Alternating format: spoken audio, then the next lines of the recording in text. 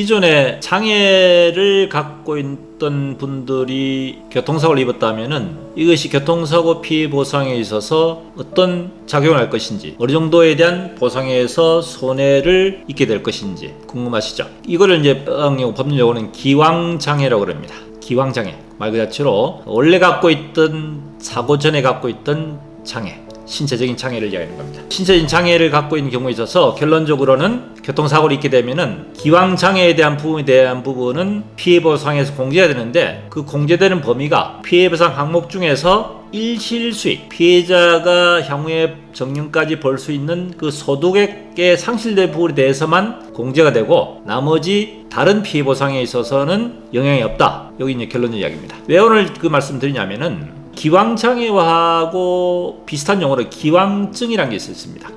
기왕증이라는 것은 사고 전에 갖고 있던 피해자의 체질적 소인, 주로 이제 척추에 있는 디스크라든지 또는 연골, 발원상 연골 파열, 또는 어깨 쪽에, 경관 쪽에 있는 염증이 생겼다는 여러 가지 경우들이 있습니다. 또는 뇌 고혈압이라든지 또는 골다공증 같은, 이것들은 사고 전에 갖고 있던 본인이 체질적 소인입니다. 이 기왕증이 교통사고로 인해서 악화돼가지고, 그 악화된 것이 결과적으로 장애까지 연결된 경우에 있어서는 기왕증에 대한 사고에 대한 기여도를 따지게 됩니다. 그래서 기왕증이 있는 환자의 경우에 있어서는 기왕증 기여도가 몇 프로냐에 따라서 피해 보상에 있어서 공제되는데, 이 기왕증의 기여도는 기왕장애와는 달리, 기왕장애는 말씀드린 일실수익에 대해서만 공제된다 그랬는데, 기왕증은 그게 아니고 전체, 위자를 포함해서 전체적인 피부에 다 영향이 있습니다. 다 공제된다는 얘기입니다. 그래서 이제 기왕증과 기왕장애는 구분이 되는데, 기왕장애에 대한 일시수익 계산에 있어서도 또 한 가지 명심해야 될 부분이, 이 기왕증 일시수익 공제를 함에 있어서 이 피해자가 사고 당시에